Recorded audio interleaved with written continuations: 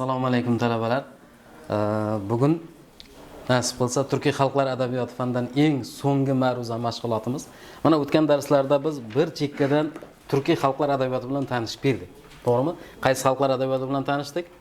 Qozoq adabiyoti, Qirg'iz adabiyoti, Ozarbayjon adabiyoti, boshqa tatar, umuman qarang mana Turkiy xalqlar yer yuzida shunchalik mana keng hududda keng bir adabiyotiga ega. Dunyodagi eng ko'p so'z qo'llagan ijodkorlar orasida ham biz turkiy ijodkorlarni ko'ramiz.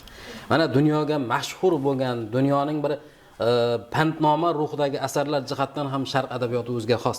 Biz Nizomiy Ganjaviyni murojaat qilamizmi yoki Fuzuliyni sanaymizmi yoki mana turkiy adabiyotining so'nggi davrlarda bir dunyoga chiqqan ijodkorlardan Abdulla To'qay deymizmi, Chingiz Aytmatov deymizmi? Mana bugun biz to'xtalmoqchi bo'layotgan Qoraqalpoq adabiyoti ham ana shunday o'zining bir katta bir avlodiga, katta bir adabiyotiga, nasrida ham, she'riyatda ham bir o'ziga xos bo'lgan ijodkorlarga ega, ularning uslubi jihatdan, she'riyati, nasri nuqtai nazardan jahon darajasidagi ijodkorlar qatorida sanasak bo'ladi. Ayniqsa mana To'labbergen Qaytbergenov asarlari o'zining bir tarixiy ko'lami, mohiyati, mazmuni, pandona ruhi, avlodlarni bir kitob o'qishga, tarixni qadrlashga o'rgatish bilan Ibrohim og'aning she'rlari bir nozik, bir inja tuyg'ularni bir satrlarda bir yorqin aks ettirishi bilan Ajniyoz, Berdaq, Kunxo'ja kabi adiblarning ijodi mumtoz adabiyotda Qoraqalpoq adabiyotining o'ziga xos bir o'rni borligidan dalolat beradigan adabiyot hisoblanadi. Endi haqiqatan ham Qoraqalpoq adabiyoti o'zining tarixida bir muhim bir xislatlarga ega.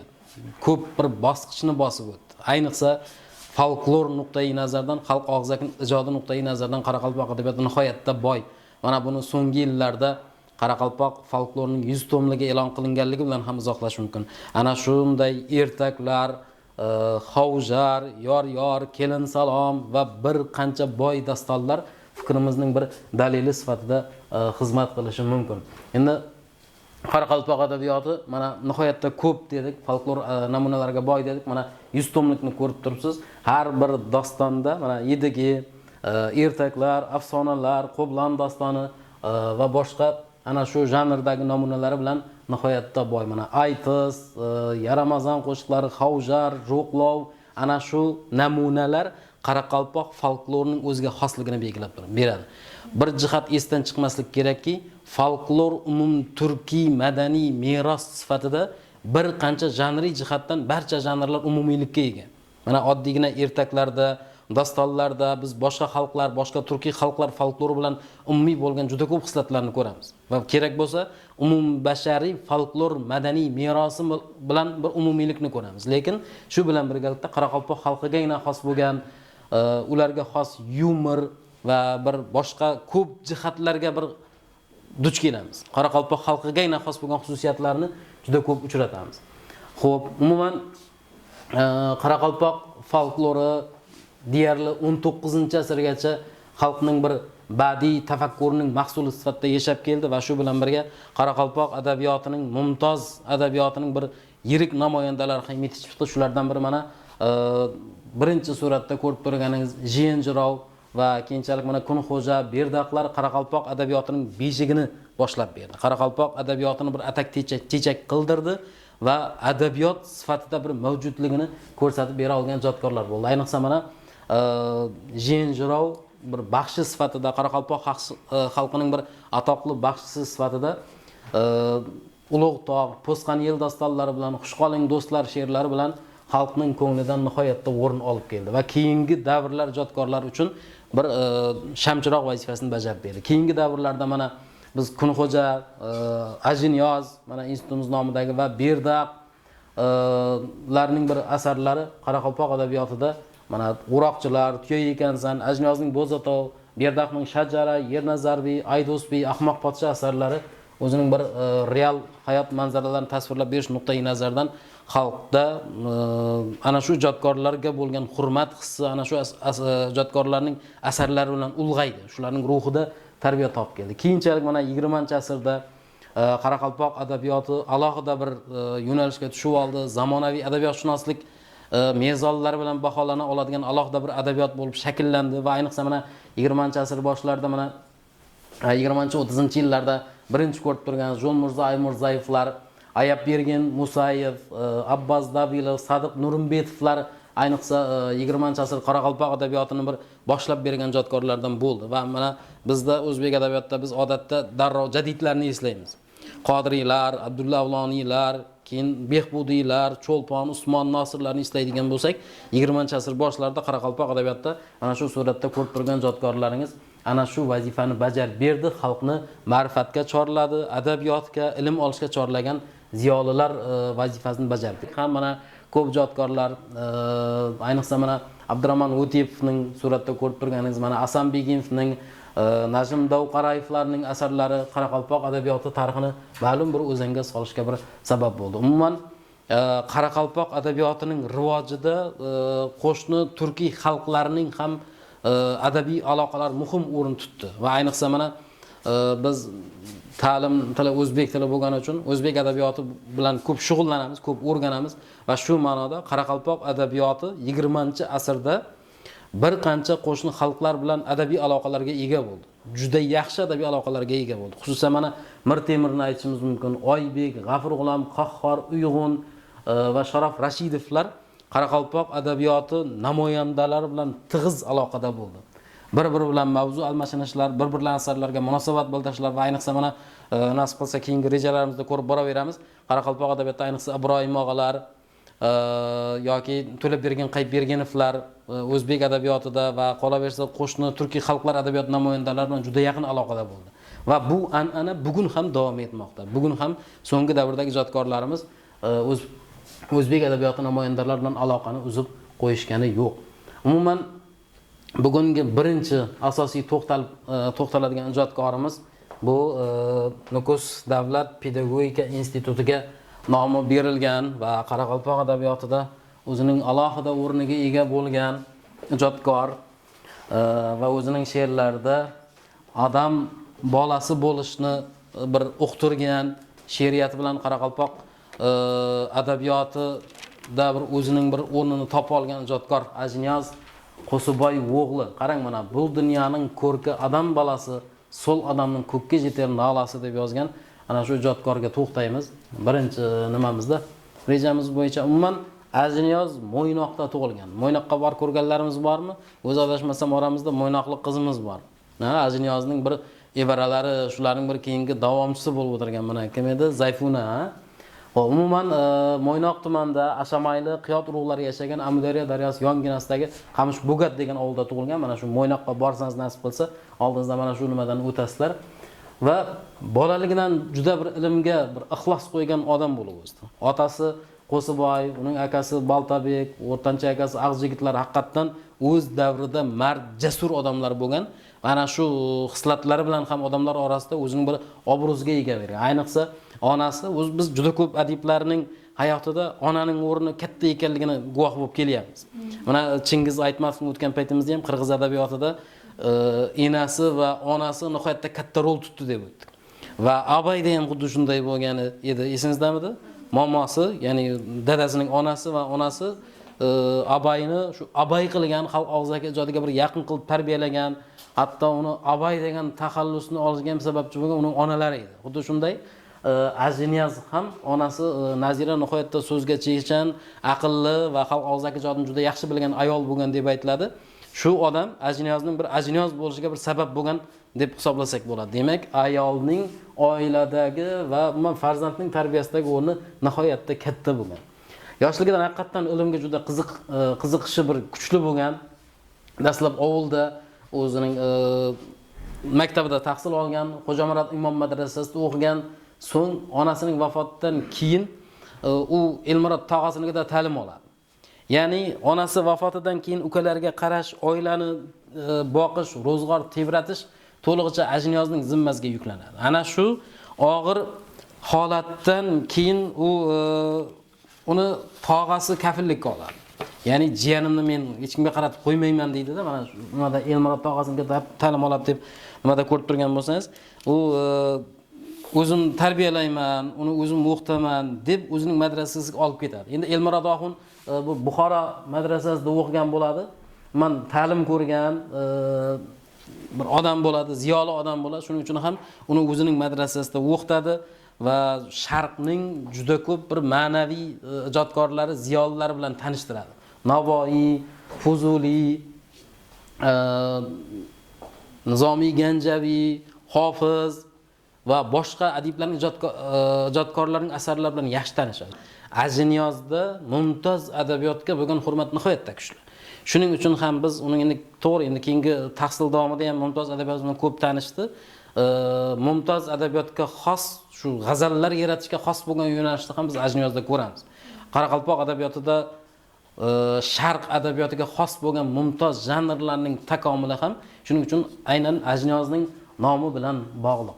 Ajniyoz madrasada o'qib yurgan paytlarda kitoblarni qayta yozish bilan ham shug'ullangan. Uni nima deb aytadi bunday odamni? Kotib deb aytgan, ya'ni kotiblik bilan ham shug'ullangan.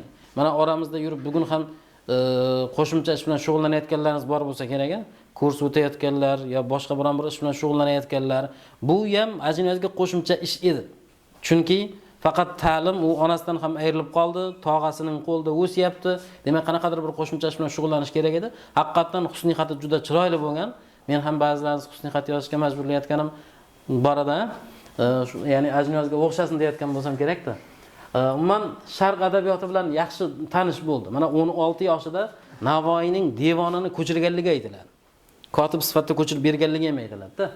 Xo'p, keyin o'qishni Xivada davom ettiradi. Dastlab Xorazmning shu ko'hna shahrida, mana ungacha Ajniyozgacha bo'lgan paytda Maxtumqul o'qib ketgan madrasada ta'lim oladi. Qaysi madrasada ta'lim olgan edi? Bormidi xivalik qizimiz oramizda, yo'qmidi? Sherg'ozixon. Keyinchalik yana boshqa madrasaga o'tadi. Qutmurod Inoq madrasasida o'qiydi. Qarang, demak Xorazmda qaysi madrasalar tahsilni ko'rgan ekan? Sherg'ozi va Qutmurod Inoq madrasalarida tahsil olgan. Ikkita madrasa ta'limini olgan. Siz ham nasib qilsa Nukus davlat pedagogika institutini tugatib, yana qaysidir oliygohda magistraturani o'qishingiz mumkin. To'g'rimi? Yoki qaysidir oliygohda doktorantura o'qishingiz mumkin. Demak, siz ham kelajakda mashhur Ajniyozday bo'lsangiz, balki falon universitet, institutlarning tahsilini olgan deb aytilsa, ana xuddi demak Ajniyozdagi narsa yuz bergan bo'ladi. Mana Qutmurod Inoq madrasasi o'sha nimada tahsil olgan. Madrasada ko'rib turganingiz, bu madrasalarni ko'rganlaringiz bormi? Xivaga borganlaringiz bormi? Qo'l ko'tarib boring qani. Ko'rdingizmi Ajniyozning nimasini?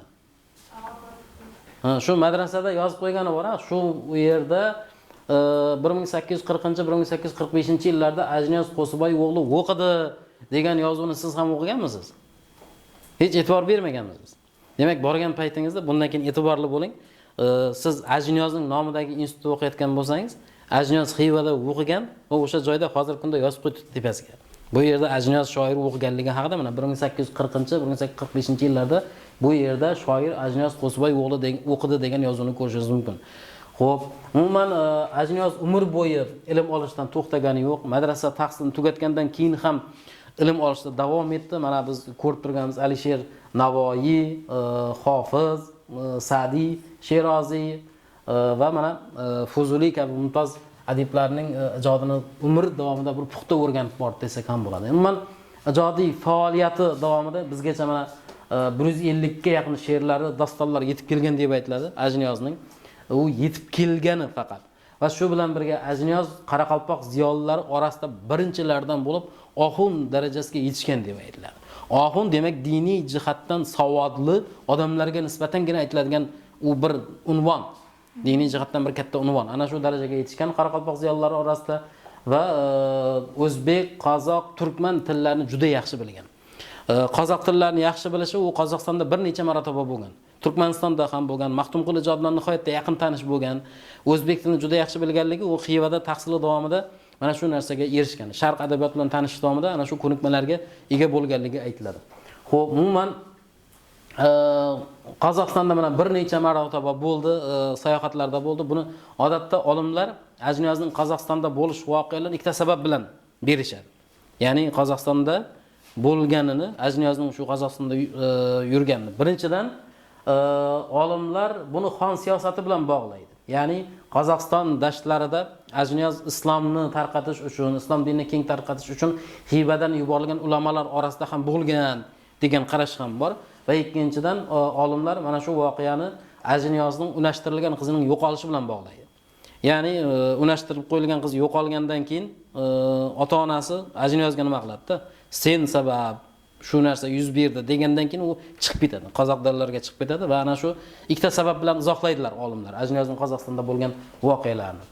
Xo'p, keyin Qozog'istonda uning qizmenish bilan aytishuv degan asari nihoyatda Qozog'istonda bo'lgan vaqtlardagi nimasi ko'p mashhur va shu bilan birga Ajiniyozni mashhur qilgan yana bir asar bu Bo'zatov poemasi hisoblanadi. O'zi Xorazm vohasida yashaydigan xalqlar tarixidagi bir yirik voqealardan sanalgan Qo'ng'irot qo'zg'oloni va Ajiniyoz ana shu Qo'ng'irot qo'zg'olonida faol ishtirokchilardan biri bo'ladi, yetakchilardan biri bo'lgan va ana shu jarayonda xalqning tomonida turib, xalqning dardini kuylaydi Bo'zatov poemasida. Ya'ni xalq o'sha joydan ketayotgan paytdagi dardi nolasini kuylaydi Bo'zatov poemasida va ana shu poema keyinchalik xalqning o'sha paytlardagi bir madhiyasida yangradi. Xalqning dardi bo'lib yangradi Bo'zatov poemasi. Xo'sh qol Bo'zatov deb xalqning orasida ham bugungi kunda ham juda bir faol aytiladi. Xo'p, keyin mana shu qo'zg'olonning bir yetakchi ishtirokchisi sifatida uni Turkmanistonga bir badarg'a qilingani aytiladi. Turkmaniston Toshovuz viloyatida bo'ladi. Maxtumqulning ijodi bilan tanishadi o'sha joylarda bo'lgan paytlarda va 1864-yilgi Ajiniyozning Qozog'istonga safarida biz yuqorida aytib ketgan Qizmenish bilan aytishuv degan asari yuzaga keladi. Ya'ni Ajiniyoz qozoq shoirasi Qizmenish bilan birga bir she'riy mahorat bo'yicha musobaqada aytishuvda ishtirok etadi. Va qozoq shoirasi ham Ajiniyoz ham ziyoli odamlar edi. Ya'ni Orenburgda yashagan, Qizmenish diniy tarbiya ko'rgan, xalqqa juda yaxshi bo'lgan, xalqning dardini yaxshi bilgan, so'zga chechan qiz bo'ladi Qizmenish va ana shu qiz bilan aytishuv voqeasi yuz beradi. Keyinchalik bu voqea haqida hatto mana nimada Turkistonskiy Vedomosti degan gazetada ham e'lon qilingan. Mana shu ko'rib turgan suratlardagi Qizmenish bilan aytishuv voqealar tasviriga bag'ishlangan. Endi to'g'ri bu aytishuv ikki ijodkorning so'z aytish mahoratini ko'rsatadi. Ya'ni Ajiniyoz ham, Qizmenish ham bir-biridan aslo qolishmaydi. Lekin bilasizmi, manbalarda Ajiniyozning endi hech bu joyda hech birining bir yengani yo'q. Qaysidiki g'olib chiqdi degan narsa yo'q, lekin mahorat, so'z aytishuv mahoratida Ajiniyozning mahoratini ko'p aytadi. Endi balki biz har kim o'zinikini maqtaydi deydi-ku. Balki shu jihatdan bir nima bordir? Har holda Ajiniyozning mahorati haqida ko'p aytiladi. So'z qo'llash mahorati. To'g'ri, endi bir-birini yengib aytishuv bo'lgani uchun, u folklor janri bo'lgani uchun, masalan, ikkala qizimiz ham aytishadigan bo'lsa, bir-birining kamchiliklarini aytishadi, bir-birining so'z o'yinidan foydalanadi, yutuqlari aytiladi, hajvidan foydalanadi, sal bir hajviy o'rinlar, bir bo'rttirib ko'rsatilgan o'rinlar ham bor. Mana shu narsa asarni bir o'qimishli qilgan va har holda bu aytishuv xalqning orasida nihoyatda keng tarqalgan. Va aytishuv orasida Ajiniyozning 40 yoshlarda ekanligi ham aytiladi. Ya'ni men 40 yoshdaman degan so'z ham Ajiniyozning tilidan beriladi. Demak 1864-yilda bo'lsa, olimlar demak uning tug'ilgan yilini aniqlashda ana shu sanallar nihoyatda bir muhim bo'lib ketgan. Va Ajiniyozning Qozog'istonga safari davomida keyinchalik Ajiniyozni mashhur qilgan ayrim she'riy asarlar ham dunyoga kelgan bu paytda mana xalqim bor, bormikan, o'xshash, agar ayrilsang, xayrlashuv kabi mashhur she'rlarning ham katta miqdori ana shu davrda yuzaga kelgan. Umuman umr oxiri shu o'zining tug'ilgan yurtida o'tgan, Jonajon o'lkasiga qaytadi, Bo'zatov, Qamishbo'gat, Yetimo'zak ovullarda yashaydi, bolalarni savodli qilish uchun, ularni o'qitish uchun bir faoliyatini olib borgan, maktablar ochganligi aytiladi va umrining oxirigacha she'r yozishni davom ettiradi. Shuning uchun ham Ajiniyozning ma'rifatparvarlik davri, jahon adabiyotida ma'rifatparvarlik davri degan davri bor. Ana shu davrning jahon adabiyotidagi bir namoyanda sifatida ham bilsak bo'ladi. O'zi mana biz o'zbek adabiyotida ham Komil Xorazmiylarni, Avaz o'tarilarni ma'rifatparvarlik davri adabiyotining bir vakili deb bilamiz. Maktab paytingizda mana tahsil ko'rganingizda Avaz o'tarning ilm ol, maktab bor degan she'rlar bilan yaqindan tanish bo'lgan bo'lsangiz kerak. Xuddi shunday Ajiniyoz ham xalqning o'sha ma'rifatparvarlik, jahon adabiyotidagi ma'rifatparvarlik davri deb aytiladigan davrda xalqni ilmga chorlaydigan, qarang, dastlabki bir pedagoglardan maktablar ochib xalqni savodli qilish yo'lidagi bir xizmatlari bilan xalq pedagogikasi yo'lida ham bir alohida bir o'ringa ega bo'lgan. 1878-yilda vafot etgan, 54 yoshida Quvondaryo bo'yidagi Quvsiriq qabristonida dafn etilgan. Hozirgi kungacha bu joyga odamlar ziyorat uchun borib turadilar va ayniqsa mana so'nggi yillarda Ajniyoz tavalludining 200 yilligi munosabati bilan nihoyatda ko'p ishlar amalga oshirildi, obodonchilik ishlari amalga oshirildi va bugun katta bir ziyoratgoh vazifasini bajaradi. Endi Ajniyoz she'rlarida vatanparvarlikni, insonparvarlik g'oyalarini ko'p kuylagan. Mana kerak, bo'ladi, bo'lmasa, yaxshi, yigitlar kabi asarlarda bir insonparvarlik g'oyalari, falsafiy qarashlari o'zining ifodasini topgan. Oilasiga ham bir to'xtab ketadigan bo'lsak, Ajniyoz Qozog'istonga birinchi safardan keyin ovliga qaytib, Hamra ismli qizga uylangan aytiladi Ajniyozning va 3 o'g'il, bir qiz farzandi bo'ladi. Nag'metulla, Habibulla, Niyatulla degan o'g'illar va Xurzada ismli bir qiz dunyoga kelgan. Xo'p. Avlodlari mana Qoraqalpog'istonning turli tumanlarida yashaydi. Qo'ng'irotda, Qonliko'lda, Shumanay tumanida, Nukus shahrida ham yashashadi va ijodining o'rganilishi Ajniyozning 20-asr boshlaridan zamonaviy adabiyotshunoslik shakllanishi bilanoq Ajniyozshunoslik degan bir yo'nalish shakllandi. Biz mana Navoiyshunoslik, Berdaxshunoslik, Abayshunoslik degan fanlarni eshitamiz. Xuddi shunday Ajniyozshunoslik ham bugun alohida bir o'zanga tushib olgan va mana 1930-yillardan boshlab mana suratda ko'rib turganingiz Qalla Aymbetov, Najm Davqarayevlar Ajniyozshunoslikni boshlab bergan olimlardan bo'ldi. Mana Najm Davqarayevning Qoraqalpoq adabiyoti tarixi haqida Ocherklar degan asari ham asosan shu Ajniyozning ijodini tahlil qilishga bag'ishlangan. 50-yillarda Qalla Aybetovlar, Sag'idovlar, Berdimurodov, Ahmetov, Ismoilovlar Ajniyoz ijodining yangi bir qirralarini ochishga muvaffaq bo'ldi. Monografik tadqiqotlar yaratildi, risolalar yaratildi.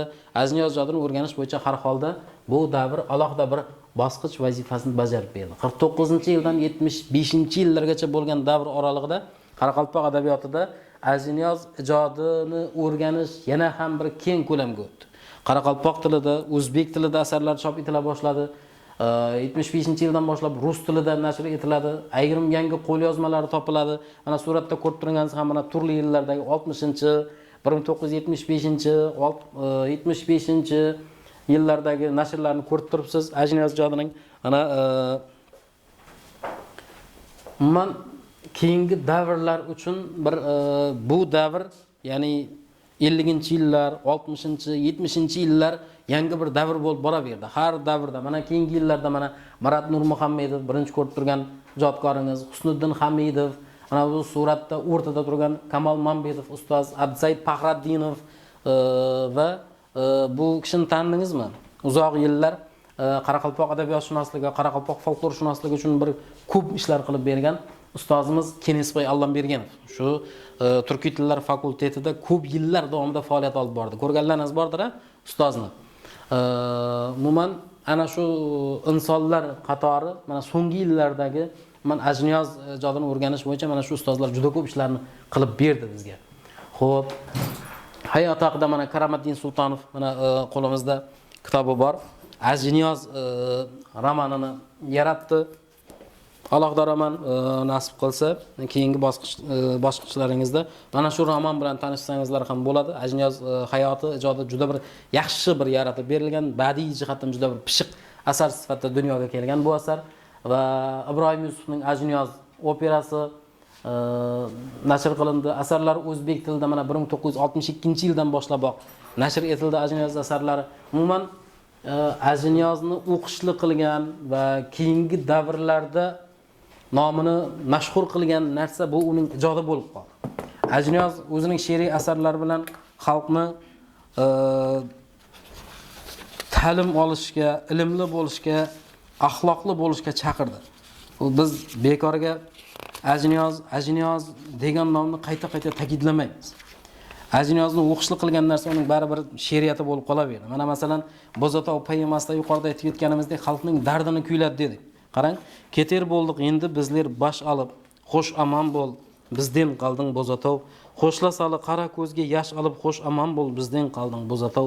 Kim sening qiz o'li, arzuli yori, kimning qashi qara ko'zi xunqari, asir bo'lib telmirisib har sari yig'lab ot oldina tushdi Bozotov deb. Qarang, she'rida xalqning dardi, nolasi ichidagi so'zini ayta olgan.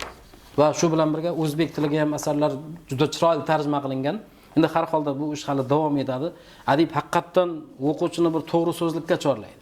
Yolg'ondan qochishga undaydi she'rlarda.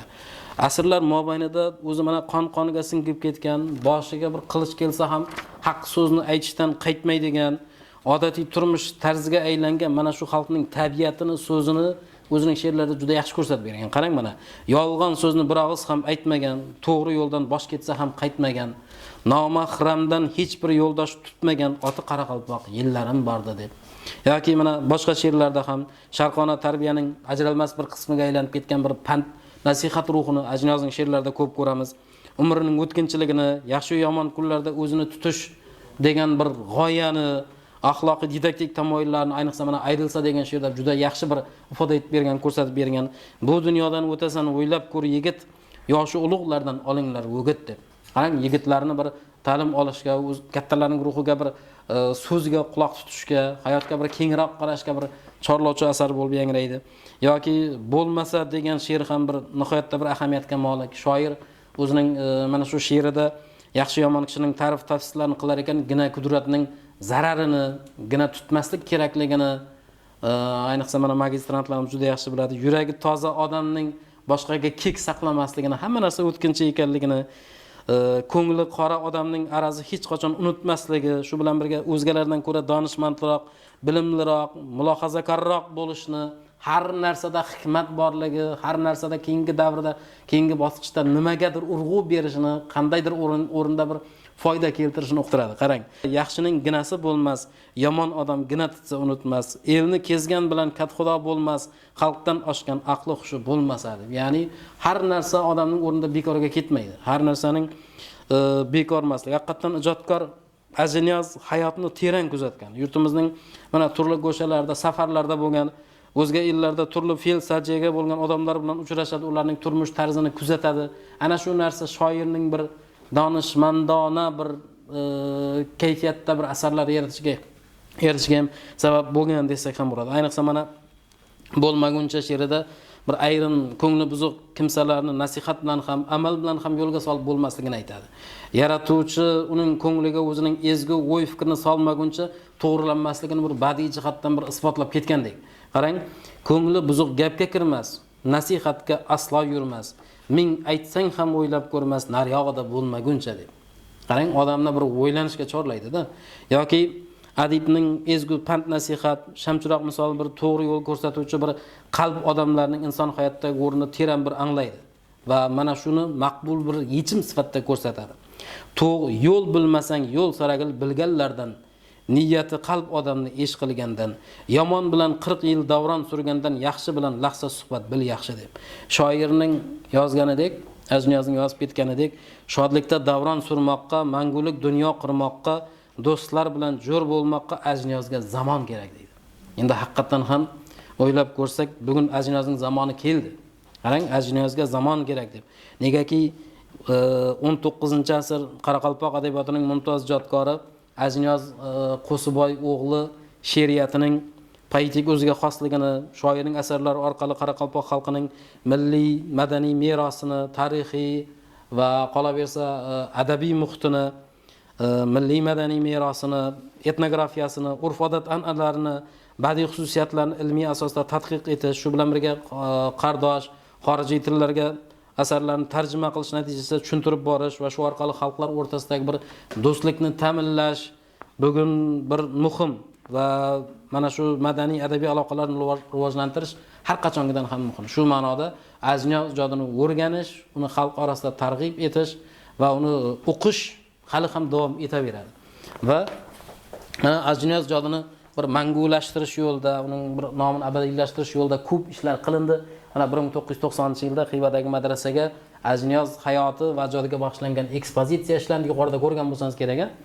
Va 1992-yilda biz mana shu hozir partalarda o'tirgan Nukus davlat pedagogika institutiga Ajniyozning nomi berildi. Qarang, necha yil bo'lgan mana. 1992-yildan beri mana shu institut Qoraqalpog'istondagi to'ng'ich oliy ta'lim muassasasi Ajniyozning nomi bilan atalib kelmoqda. Bu endi eski surat siz emas, men ta'lim olgan, mendan oldingilar ta'lim olgan vaqtdagi institutning surati. Ajniyozning nomi ana shu paytlardan beri institut bilan birga aytiladi. 1990-yilda 99-yilda Ajniyozning tavalludining 175 yilligi juda keng nishonlangan. Hozir mana keyingi yillarda ham davom etdi. 180 yilligi, 185 yilligi, 190. Mana masalan keyingi suratda 195 yilligi munosabati bilan Nukus davlat pedagogika institutida mana o'tkazilayotgan tadbir mana. Ustozlarimiz bu joyda mana rahmatli ustoz Jumanazar Bazarboyev, yuqorida nomini tilga olib ketgan ustozimiz, folklorshunos, adabiyotshunos, olim, yozuvchi Kenesbay Allambergenovlarni ko'rib turibmiz. Umuman mana 200 yilligi ayniqsa mana shu yili mana shu o'tgan mana 1 yil mobaynida O'zbekiston bo'yicha, turkiy xalqlar dunyosi bo'yicha, umuman jahon darajasida keng nishonlandi. Ajniyoz tavalludining 200 yilligini nishonlash bo'yicha alohida UNESCOning qarori shakllantirildi. Prezidentimizning alohida qarori e'lon qilindi. Ajniyoz ijodining 200 yilini keng tarzda nishonlash haqida va shu munosabat bilan juda ko'p ishlar amalga oshdi. Mana Nukus shahrida Ajniyoz bir maydoni bor, Sovetskiy muzeyiga borgan paytlaringizda Ajniyozning suratini ham ko'rgandirsiz, haykalini ko'rgandirsizlar, yonida suratga tushgandirsizlar, bayroq qilpirab turgan joyda, xo'p, Ajniyozga haykal o'rnatilgan. Xo'p, Qo'ng'irot tumanida temir yo'l stansiyasi Ajniyoz nomi bilan ataladi. Bormi Qo'ng'irotlik shogirdlarimiz? Kimlar bor edi? Shu Ajniyoz stansiyasiga borib ko'rganmisiz? E'tibor bermadingiz borgan paytingizda. Xo'p, 2024-yilda mana 16-iyulda prezidentning qarori e'lon qilingan. Ajniyoz Qo'siboyev tavallud 200 yilligini O'zbekistonda keng nishonlash haqida.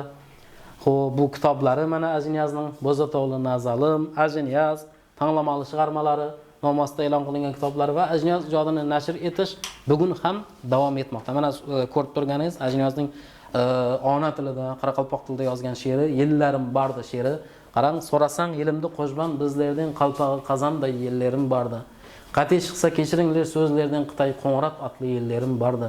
Jaylovim urganish, arqasi tengiz, javurni qaqpaqday mallari semiz, ruxsatsiz bir-birini salmas iz, birlikli Qo'ng'irot yellarim bordi. Qarang, odamlarni bir hamkorlikka chorlaydi-da, birga bo'lishga, hamjihatlikka chorlaydi-da. Birlikli Qo'ng'irot yellarim bordi deb.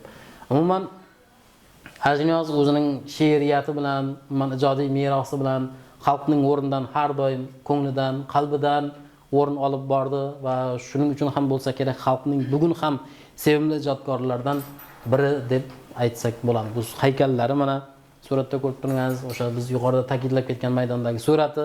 Ibrohim og'aning bir gapi bor mana, qarang. Ajniyoz tereng bilimga ega bo'lib, menen birga ulkan shoirlik madaniyatga ega deb. Qarang, yozganlarida madaniyat bor deydi-da. Shoirlik madaniyati degan narsa har kimga ham nasib etavermaydi. Qarang, Ibrohim og'aning bergan ta'rifi shu ma'noda bir juda bir o'rinli bo'lgan deb aytsak bo'ladi. Ajniyozning mana turli yillarda nashr qilingan kitoblarini ko'rib turibsiz. Mana bu joyda ham mana alohida ekspozitsiya bor. Dars tugagandan keyin ko'rib ketsanizlar bo'ladi kitoblarini. Kutubxonamizda bor kitoblar bu yog'idagi kutubxonadan olib o'qsanizlar bo'ladi. Qarang, alohida juda chiroyli qilib nashr qilingan. Ibrohim og'a, To'lib bergan og'a, bu yog'i chekkasida mana Ajniyozning kitoblari.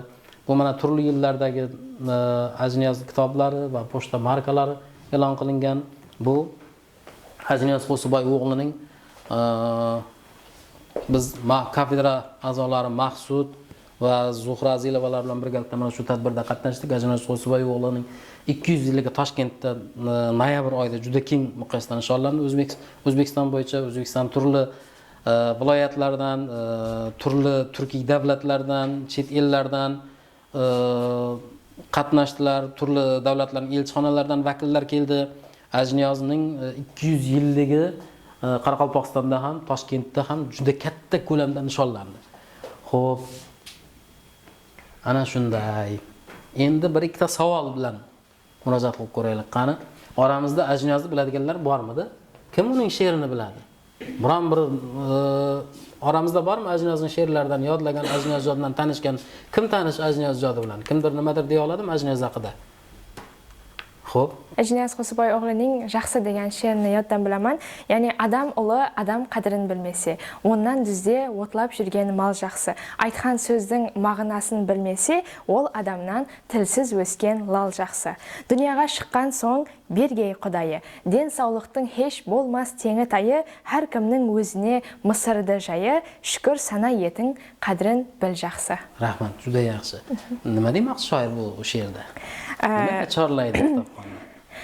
shoir bu she'rida ya'ni odamning qadrini odam agar bilmasa undan ko'ra undan ko'ra mol yaxshi degan ma'noda beradi, ya'ni u odam aytgan so'zning ma'nosini bilish kerak degan ma'noda xalqni bir ma'rifatli bo'lishga chorlaydi. Rahmat. Yana kimdir bormi Ajnat? Nima deysiz? Qani? Ta'rif qilsam qalpoq elini. Xo'p, ajoyib tomosha yerlari bordir, g'arib bo'lib haq yo'liga yetishgan murshidu mukammal yerlari bordir. Qiri dehqonchilik, suvi ko'p shirin. Har tog'da koni bor unumli yerin, g'ozu, o'rdagu, oqqu va barin ko'ksida o'ynatgan qo'llari bordir. Rahmat. Bo'ladi, ha? Qani bir ikkita savol bir ko'rsak qani.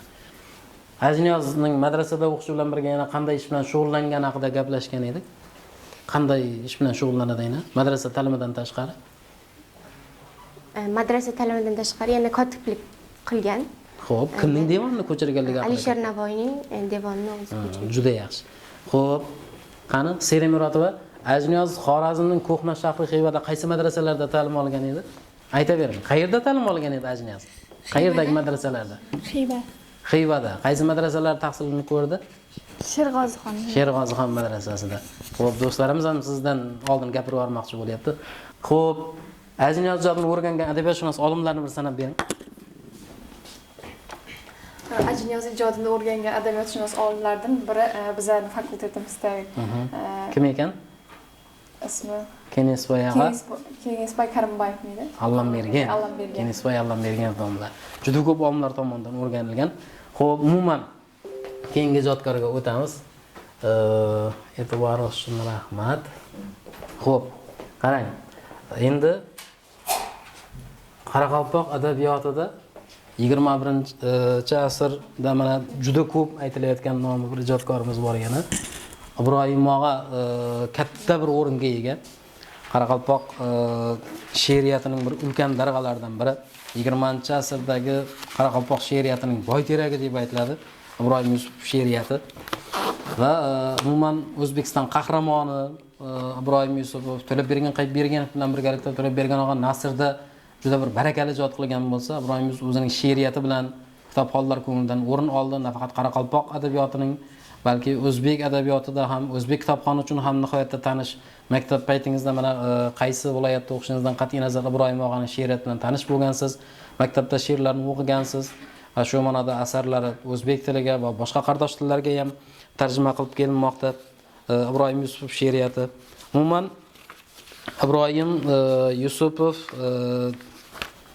Qoraqalpog'istonda she'riyatning rivojlanishiga katta bir hissa qo'sha olgan, olimlar tomonidan, adabiyotshunoslar tomonidan bir ulkan baho berilgan bir ijodkor. Mana suratlarda ko'rishingiz mumkin. Ibrohim og'aning Qoraqalpoqcha chapon yopib kiyib turgan surati haqiqatan ulkan talant egasi. Xo'p, 1929-yilda tug'iladi, 25-mayda mana Shimbay rayoni deb tug'ilgan surat, Chimboy tumanida tug'ilgan, Ozod qishlog'ida dunyoga keladi. Chimboy tumanining dastlabki she'rlari 40-yillarning o'rtalarida jaranglaydi. Bolalik yillardanoq 1949-yilda Qoraqalpoq davlat pedagogika institutini tamomlaydi. Shu yerda o'qituvchi sifatida ishga qoladi. Mana bizning yosh kadrlarimiz bor, shu yerda ishlab qolayotgan. Xuddi sizga o'xshab Ibrohim og'a ham Nukus davlat pedagogika institutida ishga qolgan. 1956-yildan boshlab Yozuvchilar uyushmasining a'zosi sifatida faoliyat olib borgan. 1961-62-yillarda Amudayra jurnalida bir bosh muharrir lavozimida ishlagan. Najm Davqarayev nomidagi Tarix, Til va adabiyot instituti ilmiy xodim bo'lib ham ishlagan. Ana shu narsa uning bir ham adabiyot shunos sifatidagi, ham bir shoir sifatidagi bir zehnini sharhlab bergan. Sinchkov adib sifatida bir yuksaltirgan. 1965-80-yillarda Erkin Qoraqalpog'iston gazetasida bosh muharrir bo'lib ishlagan. Qoraqalpog'istonda farovonlikni himoya qilish komitetining rahbari bo'lib ishlagan. Deyarli 8 yil davomida 1980-yillar mobaynida Respublika ma'rifat va madaniyat markazi rahbari bo'lib ham faoliyat yuritdi. Umuman Qoraqalpog'istonda ma'rifatni rivojlantirish yo'lida samarali mehnat qildi. Qarang, e'tibor berayotgan bo'lsangiz, gazetalarda, madaniyat ma'rifat markazlarida, pedagogika institutida tahsildan keyingi faoliyat davomida ko'p yillar ishlagan. Shu narsa bizga Ibrohim Yusufovni bir ma'rifatparvarlik yo'lidagi bir katta bir inson sifatida ham ko'rsatadi. 1988-1994-yillarda Tinchlik qo'mitasining Qoraqalpog'iston bo'limiga rahbar bo'lib ham ishlagan. Shu bilan birgalikda 2000-yillargacha 94-yildan Respublika ma'naviyat va ma'rifat markaziga rahbarlik ham qildi. Umuman she'riyati 20-asrning 40-yillardan boshlab e'lon qilina boshlagan.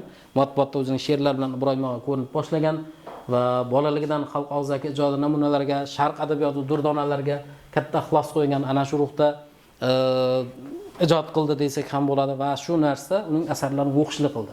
Turli yillarda turli she'riy to'plamlar e'lon qilingan. Ilk asari mana 1949-yilda nashr etilgan bo'lsa, Vatanim degan she'r e'lon qilingan bo'lsa, shundan keyin mana Baxt lirikasi mana birinchi ko'rib turgan mana nimangiz? Kitobingiz mana 1955-yilda, keyin Kun chiqar yo'lovchisiga mana ikkinchi turgan kitobimiz 1959-yilda Yetti navo, Dala orzulari, biz maktabda ham o'qiganmiz, Dala armonlari deb aytiladi. Bu nima? O'zining tilida ko'ngildan suv ichar. Hozir keyingi slaydimizda bor surati. Tomaris, ilhom, tashvishlarga boy dunyo, ko'ngildagi keng dunyo, bekligingni buzmasin, har kimning o'z zamoni bor. Singari juda ko'p she'riy to'plamlar nashr etilgan. Mana o'sha kitoblardan yana namunalar, Kevil-kevildin suv ichar, bekligingni buzmasin degandek. Umuman 2 tomlik tanlangan asarlar to'plamlari 2 marotaba nashr qilinadi. 1978-79-yillarda, keyin 1992-yilda nashr qilingan va shundan keyin mana biz juda ko'p ko'ramiz. Ibrohim Yusufning she'riy to'plamlari deyarli har yili nashr qilinadi, ba'zan tanlangan asarlar shaklida, ba'zan alohida bir kitob to'plam shaklida va turli yillarda mana O'rtoq muallim, Akatsiya gullagan yerda, Aktrisaning iqboli, Gilamchi ayol, Eski favvora ertagi, Dara almollari va juda ko'p mana shunday she'riy asarlari, poemalari ham e'lon qilinib borgan. Nasrda, dramaturgiyada ham barakali qalam tebratdi Ibrohim Yusupov va mana 1963-yilda Qari tutning ko'zi nomli hikoyalar, ocherklar, publisistik maqolalar to'plami ham e'lon qilingan. Suratda kim bilan birga ko'rib turibmiz? Zulfiya Isroilova bilan suratda ko'rib turibmiz. Ijodkor mana 40 qiz piyesasini yaratgan Amid Shamratov bilan birgalikda 1966-yilda Umrbek Laqqi komediyasini yaratgan. Bizda mana O'zbek adabiyotida afandi obrazi o'zbek folklorida ko'p aytiladigan bo'lsa, Qoraqalpoq folklorida bilasiz, Umrbek Laqqi haqida ko'p aytiladi. Yoki Iskandar podshoning tushi dramasi 1973-yilda Ajniyaz opera librettosini ham yaratgan. Umuman juda ko'p dunyo adabiyotining bizga belgili bo'lgan, mashhur bo'lgan ijodkorlar asarlarini Qoraqalpoq tiliga ham tarjima qilgan. Tarjimashunoslik borasida ham bir alohida o'rni bor Ibrohim og'aning. Va mana Aleksandr Sergeyevich Pushkin narigi chekkada, Mikhail Yuryevich Lermontov, Taras Shevchenko, bu chekkada mana Bayron jahon she'riyatining bir alohida ijodkori, rus, mana qarab turgan bo'lsak, Ukrain ijodkori ham qolmagan, mana Shevchenko, Bayron, ingliz adabiyoti, ingliz romantizmining katta vakili, Goethe, nemis adabiyotining shu darajaga yetishiga bir katta xizmat qilgan. O'zi mana uchalasi ham nemis adabiyotining vakillari, Heinrich Heine, Friedrich Schiller, ana shunday jahon adabiyotining durdona asarlarini tarjima qilgan, ana shu adiblar qalamiga mansub bo'lgan ko'p asarlarni. Shu bilan birgalikda mana Shekspirning sonetlarini, Alisher Navoiyning, Hofiz Xorazmiyning, Umar Hayyomning ruboiylarini Qoraqalpoq tiliga tarjima qildi va shu bilan birgalikda demak Qoraqalpoq adabiyotini, Qoraqalpoq kitobxoni ana shunday bir nodir adabiy meroslar bilan tanishtirish ishida ham o'zining bir munosib hissasini qo'sha oldi. Ibrohim og'aning tarjimalarini bugungi kunda ham bir ilmiy jihatdan o'rganilmoqda, yuksak baho berilmoqda. Tarjimashunoslik sohasida ham umuman bir qancha adabiyotshunoslik, boya aytdik, adabiyotshunos sifatida ham bir zehnining bir shakllanishiga bir hissa qo'shdi degan ham edik. Mana haqiqatan adabiy tahlil, she'riyatning munozarali masalalarga bag'ishlangan, badiiy tarjima masalalarga bag'ishlangan maqolalari bilan ham Qoraqalpoq adabiyotshunosligida bir ozgina bo'lsa ham bir hissasini qo'sha oldi deb aytsak bo'ladi. Xuddi shu narsani biz Erkin Vohidovda, Abdulla Arifda ham kuzatgan edik, e'tibor bergan bo'lsangiz. Erkin akaning Shoir va she'r va shuur kitobini men ko'p aytaman. She'r kim, shoir kim, she'r nima, shoirlik nima degan savollarga bir mufassal javob bergan. Yoki Abdulla Arifning mana shu masalalarga bag'ishlangan alohida bir to'plami bor. Xuddi shunday Ajniyazning ham mana shunday bir adabiyot shunoslikka bir hissa qo'shadigan, bir sinchkov bir adib sifatida qarashlari berilgan maqolalari bir muhim ahamiyatga ega. Lirika haqida munozara, urushdan keyin Qoraqalpoq poeziyasi, xalq shoiri Abbos Dabilov, Dala Orfeyi, Maxtumquli va Qoraqalpoq adabiyoti, Maxtumquli asarlarini tarjima qilishdagi ba'zi anglashilmovchiliklar haqida degan maqolalar ham ana shunday bir tafakkur, sinchkov bir adib sifatidagi qarashlar jamlangan maqolalar hisoblanadi. Umuman o'zbek adabiyoti bilan ham bir adabiy bir do'stlik mavzusi Ibrohim og'aning ijodida bir Ibrohim og'aning hayotida ham bir alohida bir o'ringa ega. Ibrohim Yusupov o'zidan keyingi ijodkorlarga xalqlar o'rtasidagi do'stlikning bir namunasi bo'lib ham ketdi. Abdulla Aripov bilan, Erkin Vohidov bilan va mana Rasul Hamzatovlar bilan, Chingiz Aytmatovlar bilan va boshqa juda ko'pchilik xalqlarning olimlari, shoirlari bilan bo'lgan Ibrohim og'aning bir do'stlik rishtasi keyingi davr ijodkorlari uchun ham bir o'ziga xos bir maktab vazifasini bajaradi. Mana suratda ham ko'rib turganingiz Mirtemir, Abdulla Ariflar bilan shu samimiy bir qarang tabassum bilan kechayotgan suhbat jarayonidan olingan juda bir zo'r surat. Fotosuratchi ham bir zo'r o'rinda olib qolgan mana shu suratni. Va keyin boshqa suratlarda ham mana biz uning qarang G'afur G'ulom bilan Oybek, Zulfiya, Komil Yashin, Hamid G'ulom, Ozod Sharafdinov, nariga chekkada mana pastda ko'rib turganingiz Erkin Vohidov, Abdulla Aripov, Amonmatjonlar bilan bir adabiy aloqalar nihoyatda bir havas qilarli darajada bo'lgan. Mana keling birlikda sizga to'xtab ketaylik. Bu haqda xalqning orasida ham ko'p aytiladi. Ibrohim og'a Qoraqalpoq xalqi uchun haqiqatan ham juda yaqin odam edi. Uning she'rlari, Esar Jayhon shamollari qo'shig'ini hozir ham sizning dadalaringiz, oilalaringizda, masalan men ham o'zim ham kuylab turaman. Jayhon shamollari she'ri juda mashhur, ayniqsa Qoraqalpog'istonda Komiljon Niyoz nimasida ijrosida juda zo'r mahorat bilan nimasiga yetkazilgan, maromiga yetkazib kuylangan.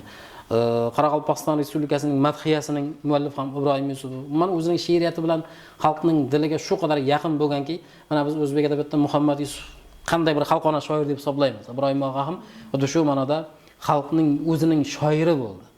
Xalq Ibrohim og'ani o'ziday bildi-da. Uning she'rlarini o'zining bir dardiday, o'zining bir quvonchiday, o'zining bir shodligiday ko'rib o'qidi. Va xuddi shunday narsa mana Dog'istonda Rasul Hamzatov bilan ham bo'lganda, Rasul Hamzatov bilan bu yuqorida aytib ketganimiz O'ljas Sulaymonlar bilan yoki Chingiz Aytmatovlar bilan yoki Rasul Hamzatovlar bilan Ibrohim og'aning do'stligi juda yaqin bo'lgan. Xuddi shunday bir kuni Ibrohim og'a Dog'istonga boradi-da, ilmiy safar bilan, konferensiya bilanmi, chaqiruv bilan boradi. Shunda Rasul Hamzatov uni o'zi kutib oladi. Endi Rasul Hamzatov o'zining xalqi uchun xuddi bir prezidentday odam bo'lganda, nihoyatda yaxshi ko'rganda Rasul Hamzatovning o'zining xalqi. Shunda keyin endi bir xotiralarda berilgan, ayniqsa mana Ibrohim og'aning Mening yigit vaqtim, sening qiz vaqting deb chiqqan kitobi bor. Mana shu kitob borda. Juda bir ixcham chiqqan va bu kitobda qoraqalpoqchasi ham bor, o'zbekchasi ham borda va kirilda ham, latinda ham berilgan. Shu jihat o'quvchiga bir oson qiladi. Buni masalan mana kiril alifbosidagini nima o'qisa, kattalar o'qisa uyda, latindagisini keyingi avlod ham bemalol o'qib ketaveradi-da. Ana shu nimani so'ngida Ibrohim og'a haqida ayrim bir qaydlar berilgan, Yangiboy Qo'chqorovning ayrim bir qaydlari berilgan. Ana shu Yangiboy Qo'chqorov endi u Qoraqalpog'iston yozuvchilar uyushmasida ko'p yillar ishlagan, jurnalistika sohasida ham o'zining bir hissasini qo'shib ketgan, qo'shayotgan bir so'nggi davrdagi olimlarimizdan deb aytsak ham bo'ladi. Shuning bir xotiralarida berilgan. Ibrohim og'a shu borgan paytda Rasul Hamzatov o'zi kutib oladi-da uni. Keyin shofyoriga javob berib yuboradi Rasul Hamzatov. O'zim aylantiraman Ibrohim og'ani, o'zim bir mehmon qilaman deb olib qoladi-da. Keyin ketayotib mashinasini o'zi boshqarib boradi, Rasul Hamzatov bitta univermak oldida to'xtab oladi. Bir ikkita narsa olib chiqaman deydi-da, kirib ketadi. Endi bu Rasul Hamzatov to'xtagan joy, haligi mashinalar to'xtash taqiqlangan joy bo'ladi-da. Keyin o'tayotgan gaylar ko'rib qoladi-da, yo'l harakati xavfsizligi deb aytamiz mumkin-da, boshqarma xodimlari deb aytamiz. Qarasa, mashina turibdi, yo'l chetida taqiqlangan joyda. Darrov shtraf yozish kerak-da. To'xtab kelib mashinaga qarasa, ichida Ibrohim og'a. Endi uni tanimaydi, Ibrohim Yusufni tanimaydilar. Kimsan deb so'raysa, meni kimligimni nima qilasan debdi-da Ibrohim og'a. Shofyorimdan so'ra mening kimligimni deb. Qarasalar bir payt Rasul Hamzatov chiqib kelyapti-da. Va buning shofyori Rasul Hamzatov bo'lsa, o'zi kim ekan deb gay bechoralar qo'rqib ketib, qarang Rasul Hamzatov bilan o'rtalarida shunday bir samimiylik bo'lganda, keyin bir kuni Qirg'izistonga borgan paytlarda ham shunday bir qiziq voqealar yuz beradi. Chingiz Aytmatov o'zi kutib ola olmay qoladi. Chingiz Aytmatov ish bilan, bilasiz, Chingiz Aytmatov ham juda ko'p bir davlat arbobi sifatida bir muhim vazifalarda ishlagan. Moskvaga ketgan bo'ladi-da Chingiz Aytmatov. Ibrohim og'a borgan paytda o'zi kutib ola olmay qoladi. Va ittifoqo buni kutib olish uchun Ibrohim og'ani kutib olish o'sha paytlardagi yozuvchilar uyushmasi raisining o'rinbosari, keyin bir shoira, umuman 3 ta opa chiqadi-da kutib olishga. Keyin buni kutib oladi, shu kuni tadbir o'tkaziladi, kechqurun mehmondorchilikni ham o'sha joyda opalar bilan birgalikda qiladi-da. Keyin tadbir so'ngida Ibrohim og'a bir she'r yozadi. Berib ketadi. Keyin o'sha she'r berib ketgandan keyin bir kuni ikkalasi uchrashib qoladi. Qaysidir tadbirda Chingiz Aytmatov Moskvada Ibrohim og'a bilan uchrashib qoladi-da, "Hey" deydi, "Ibrohim, sen bizning hayollarni bir chalg'ishtirib ketibsan. Chalkashtirib ketibsan. Bir she'r bitib ketgan ekansan. Shuni iltimos menga ber" deydi. O'sha nimadan keyin, safardan keyin to'g'ri Moskvaga ko'chgan bo'ladi-da Ibrohim og'a. Bir 4lik yozgan ekansan, shuni menga ber iltimos. Hech kimga berma deb. "Yo'q" deydi Ibrohim og'a. "Men bu she'rni endi senga bera olmayman. O'sha kuni tadbirda men aytdim she'rni, hamma yoqqa tarqab ketdi" deb. Chingiz Aytmatov "Berma" deydi-da, "Menga ber o'sha she'rni, men olib qo'yay" deydi-da. Bu she'r quyidagicha she'r edi-da, qarang mana. "Olatov, dunyoda sen bir ekansan." Olatovda bo'ladi-da o'sha shu voqealar. "Tog' bo'lib uyib qolgan ir ekansan." Ir degani she'r deganda. Xo'p, "Ne sababdan qulab ketmadin desang, ayollarga suyanib tur ekansan" deydi. Chingiz Aytmatov shu she'rni menga ber deydi-da, "Berma hech kimga" deb. Qarang, Ibrohim og'a bir so'zga nihoyatda chechan, gapga nihoyatda chechan, so'zi bilan, she'ri bilan. Orasida mana suratda ko'ribmiz, bir kuni G'afur G'ulom keladi. Yonida Nukusga keladi, Turab To'la, Omonmatjon, yana boshqa bir necha ijodkorlar bilan keladi va Ibrohim og'a to'g'ri uyga olib ketadilar, mehmon qiladi. Endi bilasiz, Qoraqalpoqda bizda siyli mehmon kelsa, ya'ni nima deydi? E'zozlanadigan, juda bir hurmatga loyiq bir inson kelsa, darrov qo'y so'yiladi. Keyin oldiga mehmon, masalan, eng katta mehmon oldiga qo'yning boshi qo'yiladi-da. Va uning ham odati bor. Bu shunchaki ha bosh ekan deb qo'yilmaydi. Uni kesishning tartibi bor o'zining-da. Shunda endi G'afur G'ulom davra to'g'rida o'tirsa, qo'yni boshi borgandan keyin Ibrohim og'a o'ylaydi, endi bu bilarmikin o'zi G'afur G'ulom? Bu odatni, bizning odatni bilarmikin o'zi bu deb tursa, G'afur G'ulom ham ana emas, ko'pni ko'rganda u. Ko'p xalqlarda bo'lgan, ko'p joylarda bo'lgan, boshini oladi-da, o'tiradi, kesa boshlaydi. Peshonasini kesib beradi-da, "Nima" deydi bittasiga. "Seni peshonang yarqiroq bo'lsin" deydi. Bitta quloqni kesib oladi-da, "Mang" deydi. Shu Qoraqalpoq haqida bir qo'shiq aytib yurgan bir nimamiz bor deydi, shoirimiz bor deydi. Mirtemir Nazar aytibdi-da.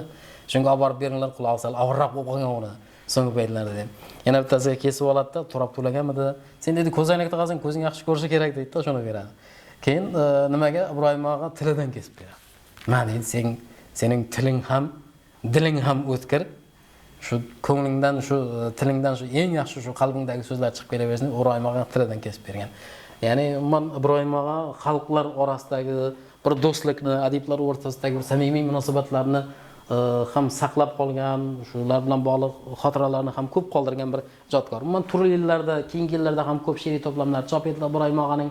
Mana "Buloqlar qaynaydi", "Oltin qirg'oq", o'zbek tilida ham ko'p she'rlar chop etildi. "Rahmat senga zamonim", "Qoratol", qarang mana o'zbek tilida chop etilgan kitoblar, "Cho'l to'rg'ay", tanlangan asarlar, "So'f to'rg'ay salomi", "So'z chamani" degan rukun ostida nashr etilgan she'riy to'plamlari ham e'lon qilingan. Umuman o'zbek kitobxoni ham Ibrohim og'aning she'rlari bilan bevosita tanish. Rus tilida mana "Pesni Garnogo", "Ruchya", "Meridian serдца", "Глаза ящериц", "Стихи", "Rozi и Полин", "Zvan stremeni" kabi bir qancha she'riy to'plamlar chop etilgan. Qirg'iz, turkman tillarida ham kitoblar chop etilgan, she'rlari ingliz, qozoq, ukrain, belarus, gruzin, latish, bolgar va boshqa turli chet tillarga tarjima qilingan. Va mana suratda ko'rib tursangiz, Rasul Hamzatov bilan hatto bu ijodkorlar Ibrohim og'a timsolda bir Qoraqalpoq xalqini ko'ra olgan. Yaqinda endi biz xalq orasida bo'lgan paytda shoirlar haqida gap ketsa darrov quloqimizni din qilamizda. Qaysidir bir olimimiz, ustozimiz bir aytgan edi. Bir kuni Rasul Hamzatov Nukusga kelgan paytida to'g'ri samolyotdan Nukusga tushadigan bo'lgan, hamma joyda endi katta bir odamlar, ustozlar, shu sohaga vakillari chiqashadi va darrov Ibrohim og'ani chaqirtirishadi. Endi shoirning tilini shoir tushunadi deb. Shunda samolyot to'xtagandan keyin birinchi bo'lib Rasul Hamzatov chiqib keladi deydi. Shu Kamal ağa Palonbekov aytib bergan edi bu vaqtda.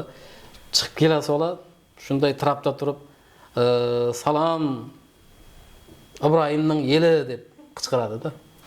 Qolganlar darrov hayron bo'ladi. Nega bu Salom Qoraqalpog'iston deymadi? Nega Ibrohim nomini aytyapti deb qarang. Ya'ni Ibrohim og'a o'zining timsolida bir Qoraqalpoq xalqini ham ko'rsatib berdi.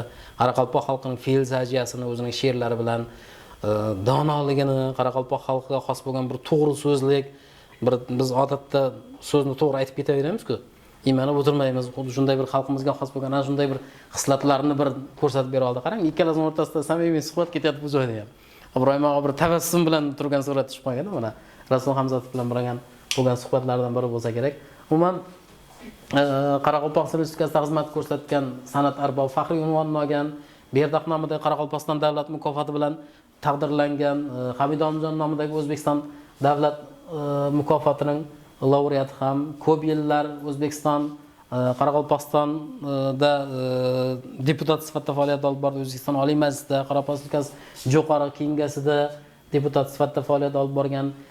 O'zbekiston Respublikasining el yurt hurmati, do'stlik ordenlari bilan taqdirlangan, bir qancha hukumat faxriy yorliqlari, medallari bilan taqdirlangan. 2004-yilda O'zbekiston Respublikasi prezidentining farmoni bilan O'zbekiston qahramoni oliy unvoni berildi. Haqiqatan ham qahramon u.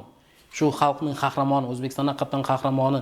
Mana shu yo'lda xalqni ma'rifatga chorlash yo'lida o'zining she'riyati bilan, so'zi bilan, publisistikada tutgan o'rni bilan ham mana shu unvonga haqiqatan bir sazovor bo'lgan ijodkor bo'la oldi. 2008-yilda vafot etdi Ibrohim Yusupov va ijodini o'rganish bugungi kunda ham faol davom etmoqda. Ana bu joyda mana Qalbek Kamol, Chingiz Aytmatovlar bilan suratini ko'rib turibsiz. Ibrohim Yusupning oila a'zolari bilan, Sabr Kamolov, Chingiz Aytmatovlar bilan surati, Babash Ismoilov, Rasul Hamzatov, To'lab bergan qaytib bergan mana bu chekkada turgan ijodkorimiz ana shular bilan suratlari o'zining uyida, bog'ida, bu turli yillarda chiqarilgan, nashr etilgan kitoblari, intervyu berish jarayoni. Bugungi kunda mana Ibrohim Yusuf nomida ijod maktabi bor. Bilasizmi qayerda edi? Temir yo'l vokzali yonginasida, shu Nukusga tushib kelishdanoq bitta maktab, Ibrohim og'a nomida maktab tashkil etilgan. Mana ochilish marosimi O'zbekiston Respublikasi prezidenti, Qoraqalpog'iston Jo'qorg'i Kengash raisi sobiq shular hamkorligida mana ochilgan maktab bugungi kunda ham faol tarbiya bir maskani sifatida davom etmoqda. Mana shu joyni bitirib chiqayotgan yosh ijodkor o'g'il-qizlarimiz Ibrohim og'aning an'analarini davom ettirish yo'lida bir bel bog'lagan desak ham bo'ladi. Mana o'sha maktab oldi qismida ijod maktabi bo'lgandan keyin bu Ibrohim Yusufga qo'yilgan mana haykal, bilasiz, Toshkentda Adiblar xiyoboni nomi ostida juda ko'p adiblarimizning haykallari o'sha joyda bino qilindi. Ajoyib bir saylgoh vazifasini, adabiy bir o'y, tafakkur qilinadigan bir maskan vazifasini bajarib kelyapti. Ibrohim og'a jahon adabiyotining qaysi mumtoz shoirlar asarlarini tarjima qilgan ekan? Eslab qola oldikmi? Pushkinning, Gyotening, Shevchenko, Shakespeare, Bayron, Schiller, eslarimizda qoldimi? Xo'p, o'zbek tilida qaysi nomdagi she'riy to'plamlari chop etildi? Ibrohim og'aning Kunchiqar yo'lovchisiga, Kunchiqar yo'lovchisiga, O'ylarim, Dala armonlari, yana bormidi?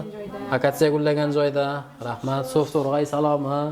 Xo'p, Ibrohim Yusufga O'zbekiston Respublikasi prezidentining farmoni bilan O'zbekiston qahramoni oliy unvoni qachon berildi? 2004-yilda. Xo'p, demak, ana shu bugungi ma'ruzada Ibrohim og'a haqida o'tganlarimiz eslaringizdan chiqmasin. Amaliyot mashg'ulotlarda hali yana davom etamiz suhbatlarimizni. Xo'p, endi Qoraqalpoq nasrining ulkan bir ijodkori bor. Qoraqalpoq nasrining yalov bardori deb ham aytiladi. Qoraqalpoq nasri nihoyatda bir katta o'ringa ega, To'lab bergan qaytib bergan. Xo'p, endi bu ijodkor haqiqatdan ham mana ko'rib turganingiz turli mukofotlar bilan taqdirlangan. Qarab turgan bo'lsa, qarang, 67-yilda mana birinchi marta Qoraqalpog'iston Respublikasi Berdaq nomidagi davlat mukofoti beriladi. Hamza nomidagi davlat mukofoti 1971-yilda, Qoraqalpog'iston xalq yozuvchisi 1974-yilda, Hurmat belgisi ordeni, O'zbekiston xalq yozuvchisi 1993-yilda, Do'stlik ordeni, Mahmud Qoshqariy nomidagi davlat mukofoti, O'zbekiston qahramoni, Mixail Sholokov nomidagi xalqaro mukofot. Qarang, turli davrlarda turli mukofotlar bilan taqdirlangan. Haqiqatan shunga loyiq inson. Bevosita dunyo darajasidagi ijodkor deb bilsak ham bo'ladi. Asarlarda umumbashariy muammolarni ilgari surgan, umumbashariy masalalarni ko'tarib chiqqan. Xo'p, tarjimai holi mehnat faoliyatiga ozgina to'xtab ketamiz. 1929-yilda 7-mayda Qoraqalpog'iston Respublikasida Kegeyli tumanida tug'ilgan, Sho'rtanbay ovulida. Sho'rtanbay ovuli bugun Nukus tumaniga qaraydi. Sho'rtanbay deb eshitganmisiz? Nukus tumaniga qaraydi, ana o'sha joyda tug'ilgan. Demak, nasib qilsa yaqinda sanoqli kunlardan keyin To'labbergen Qaytbergenovning tavallud sanalari nishonlanadi. Qachon nishonlanar ekan?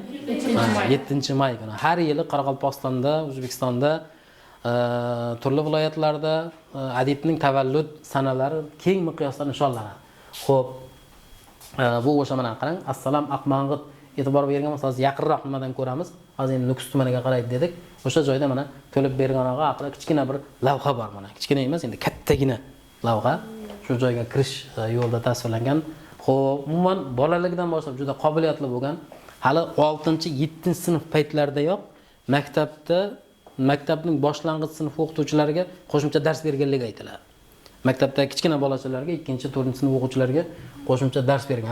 Demak, u kichik paytidan haqiqatan savodli bo'lganda, Xudo bergan bir tug'ma qobiliyat, talant egasi bo'lganda, 1945-47-yillarda Xo'jaylidagi pedagogika bilim yurtida tahsil olgan, 1947-50-yillarda o'zining ovulida maktab o'qituvchisi sifatida mehnat faoliyatini boshlagan va keyin mana 1950-yilda Qoraqalpoq davlat pedagogika institutiga, ya'ni siz hozir o'tirgan partadagi institutda tahsil olgan. U ham shu mana shu institutning bitiruvchisi hisoblanadi. Rus tili va adabiyoti yo'nalishiga qabul qilingan. Xo'p, 55-57-yillarda Qoraqalpog'iston Yozuvchilar uyushmasi qoshidagi Amudaryo adabiy badiiy jurnalida adabiy xodim bo'lib ishlagan. Qoraqalpog'iston teleradio komitetida muharrir, rais o'rinbosari bo'lib ishlagan. Qoraqalpog'iston Jastlari gazetasida bosh muharrir vazifasida ishlagan. Qoraqalpog'iston nashriyati direktori bo'lib ishlagan. Umuman turli yillarda mana shunday vazifalarda ma'rifat yo'nalishida bir faoliyatini olib borgan. Yozuvchilar uyushmasi raisi, O'zbekiston Yozuvchilar uyushmasi raisining o'rinbosari sifatida ham mehnat qildi. Qoraqalpoq adabiyotini, san'atini rivojlantirish yo'lida shoir, adiblarni ichida bir katta bir hissasini qo'sha oldi desak ham bo'ladi. Qoraqalpog'iston Respublikasi Jo'qorg'i Kengashi raisining o'rinbosari 1991-yillarda 95-yildan boshlab Markaziy Osiyo xalqlari madaniyati assambleyasi jamg'armasi raisi sifatida ham ko'p yillar faoliyat olib bordi. Bir necha marotaba Qoraqalpog'iston Jo'qorg'i Kengashiga, Nukus shahar deputatligiga saylangan. Qarang, Naberejye, Chelni va Qizilo'rda shaharlarining faxriy fuqarosi deb ham aytiladi. Keling ijodiy faoliyatiga to'xtaymiz. Ijodi dastlab nazmdan boshlangan, ya'ni she'riy yo'lda, lekin biz uni ko'proq nasr sifatida bilamiz. Ya'ni adabiy faoliyatining keyingi bosqichini to'lig'icha nasrga bag'ishladi. 1951-yilda Yoshlar gazetasida Tilagim degan birinchi she'r chop etilgan. Qarang, 20-chasining o'rtasidagina ekan. Xo'p, shundan so'ng bir qancha she'riy asarlar chop etilgan. Mana Kelinchakning quvonchi, Muallim va boshqa she'rlar chop qilingan. Mana shu she'rlarda tilak o'ylari, hayotga bo'lgan munosabati, vatanparvarlik tuyg'ulari kuylangan va 50-yillarning o'rtalarida Adashishning oxiri, Ariza, Traktorchi, Yo'ldagi janjal kabi kichik hikoyalari chop etilgan.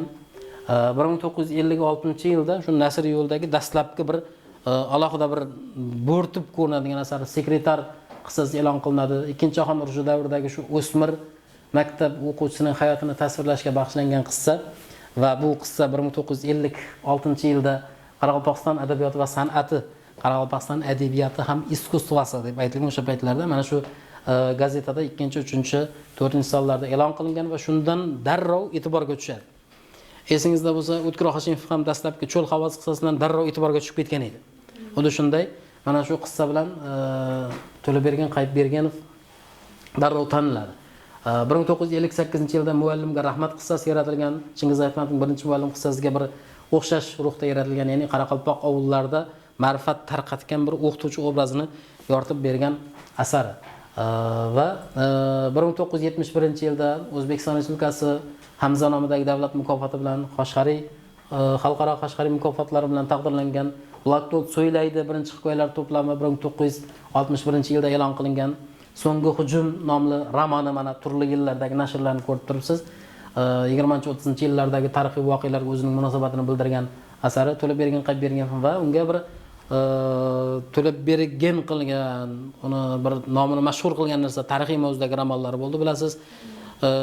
Va mana shulardan biri 1963-1965-yillarda yozilgan Qoraqalpoq qizi romani. Ya'ni Qoraqalpoq xalq tarixi aks etgan bir roman, 19-asr va 20-asr birinchi yarmidagi xalqning hayotini ko'rsatib bergan.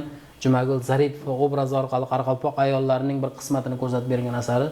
Va keyinchalik mana 1964-yilda Sovuq tomchi, 1965-yilda Yo'qsiz tunlar qissalari Ikkinchi jahon urushi davridagi xalqning hayotini yoritib bergan va To'labergen Qaytbergenovni juda mashhur qilgan trilogiya Qoraqalpoq dostoni degan nom bilan bir umumiy bir nom bilan aytiladigan, lekin Mamanbey afsonasi, Gumrohlar, Baxtsizlar degan 3 ta kitobdan iborat bo'lgan. Biz o'zbek adabiyotida kimning trilogiyasini ko'p aytamiz?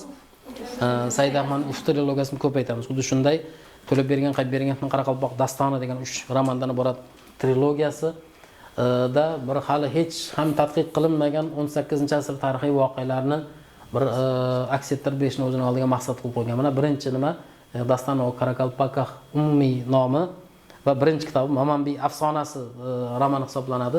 Qoraqalpoq xalqi qabilalar ichidagi ichki nizolar, Qozoqxon Abulxayrxonning hukmi, Mamanbeyning bir tarixiy shaxs sifatidagi xalqni birlashtirish yo'lidagi, uni turli bosqinchilardan ozod qilish yo'lidagi qahramonliklar aks etgan asari. Bu ikkinchi qismlar, bu Baxtsizlar, Gumrohlar. Men o'zim ham maktabda o'quvchilik paytimda juda yaxshi ko'rib o'qiganman. O'zbekcha nashrni o'qiganman har holda. Haqiqatdan bir xalqona tilda, o'quvchiga juda tushunarli tilda xalqning tarixini bir badiiy jihatdan bir pishiq yaratib bergan asar. O'qishli asar har holda. Boshlading, to'xtamaysan. Men o'quvchilik paytlarimda qiziqib o'qiganman. Demak, har holda katta yoshdagi kitobxon ham uni bemalol to'xtamasdan, shu oxiriga yetmaguncha qo'ymasdan o'qisa kerak.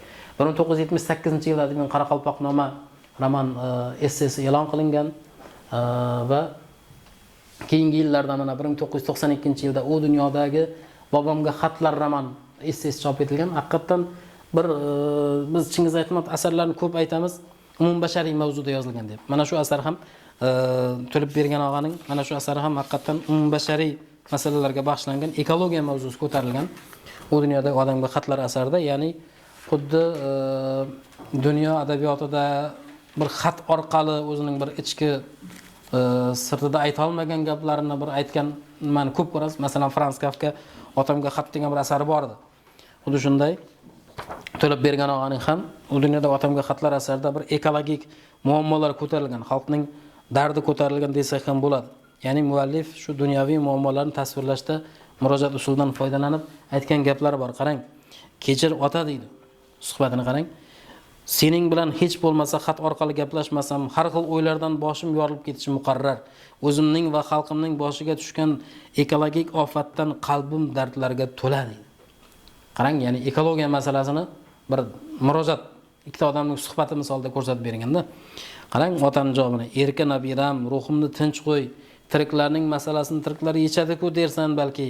Tiriklarga talay uqtirdim, hatto butun olamga eshitadigan baland minbarlardan aytdim.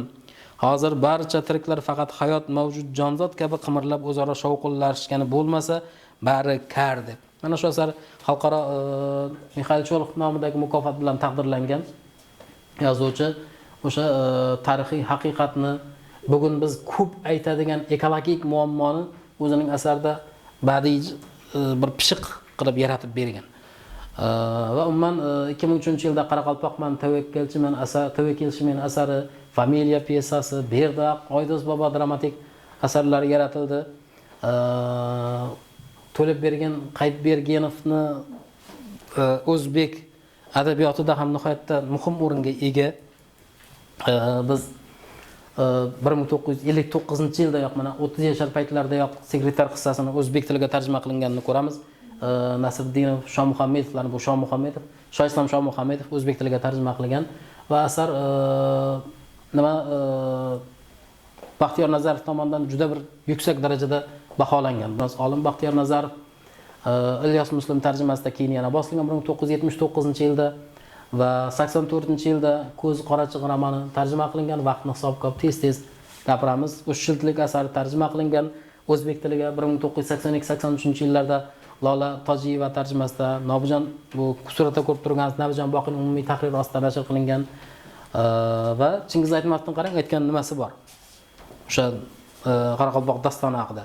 Qadrdon birodarim degan. Qarang, nihoyat kechagina kitobning oxirigacha huzur qilib o'qidim. Chingiz Aytmatov yozganda, to'lab bergan qilib berganga. O'qiganda ham nihoyatda qiziqib, ochiqchasiga aytsam, huzur qilib o'qidim. Bu trilogiya ulkan badiiy asar bo'lib, u haqiqiy san'atkor, qo'ligul usta tomonidan o'zining xalqini ayricha mehr-muhabbat bilan yaxshi ko'radigan yozuvchining qalb qo'ri bilan yaratilgan. To'lab bergan sen ado etgan vazifa qoraqalpoqlar uchun ham, jamiki turkiy xalqlar uchun ham tam ma'noda bebaho.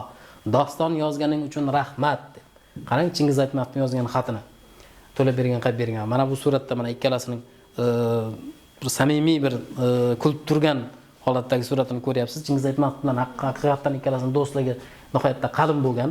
Bu suratda ham mana Chingiz Aytmatov bilan surati, birgalikdagi surati. Xo'sh, Qoraqalpoqning roman essesi Rahimjon Otayev tarjimasida bugun ham o'zbek kitobxonlari uchun o'qimoqda.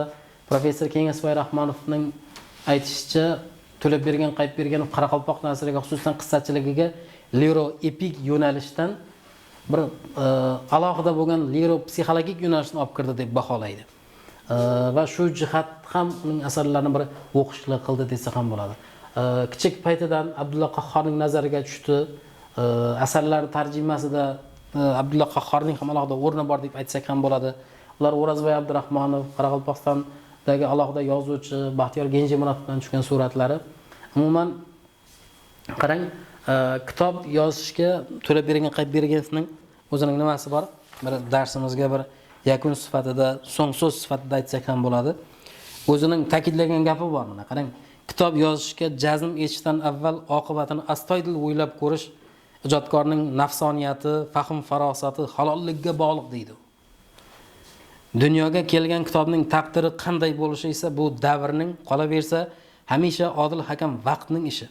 Haqiqatan ham adibning fikrlari haqiqat. To'lab bergan qaytib bergan kitoblari ham vaqt chig'irig'idan o'tib, yosh avlod ma'naviy olamining yuksalishiga, Qoraqalpoq adabiyotining jahon adabiyotida bir o'ziga xos bir munosib o'ringa ega bo'lishiga sabab bo'lib kelyapti. Ijodkor Qoraqalpoqnoma roman essesi yakunida o'zining kitobxonlarini buyuk suyanchiqlarim deb atagan edi. Buyuk suyanchiqlarim deb alqagan edi. Haqiqatan ham bugun uning suyanchiqlari ko'p.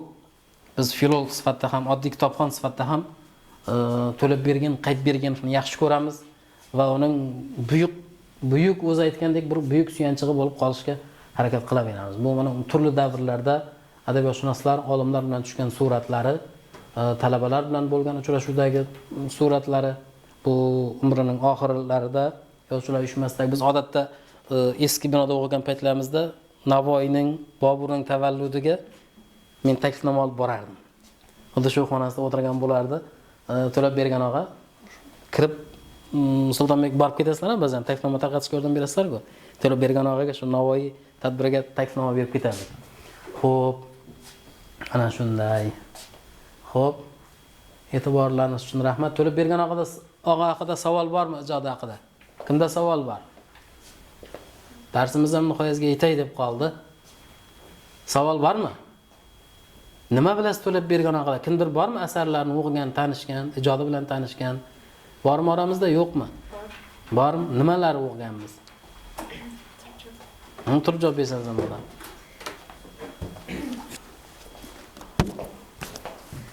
Men To'lebbergan Qayiqbergenning Mamanbey afsonasini o'qiganman.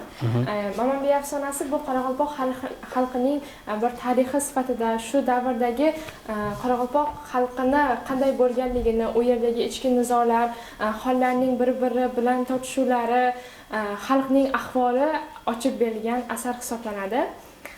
Yana Mamanbeyning shu u biy bo'lgan, u qanday qilib boshqa biylarning orasidan chiqqani, kichkina bo'lsa ham o'zining shu aql zakovati bilan, o'zining fikrlari bilan boshqa odamlarni hayron qoldirganligi va uning keyingi davrdagi umri haqida so'z etiladi. Xo'p, rahmat. Umuman bugungi ma'ruzamizda Qoraqalpoq adabiyoti, Ajniyoz, Ibrohim Yusupov, To'lebbergan Qayiqbergenov ijodiy faoliyatiga ozgina to'xtadik. Bu hali bir qismi xolos ma'ruzalarimizning. Sizga qo'shimcha Berdaq hayoti ijodi bilan yaqin tanishishingiz tavsiya qilinadi mustaqil ish sifatida va hali darslarimiz davom etadi. Amaliy mashg'ulotlarda biz mana shu ijodkorlar haqida alohida bir to'xtaymiz, asarlarni tahlil qilamiz. Xo'p, Qoraqalpoq adabiyoti haqida qanaqadir tasavvur paydo bo'lgan bo'lsa, ijodkorlarning ijodiy faoliyatida tasavvur paydo bo'lgan bo'lsa, demak biz maqsadimizga erishgan hisoblanamiz. Xo'p, rahmat e'tiboringiz uchun. Salomat bo'ling. Keyingi darslarda ko'rishguncha.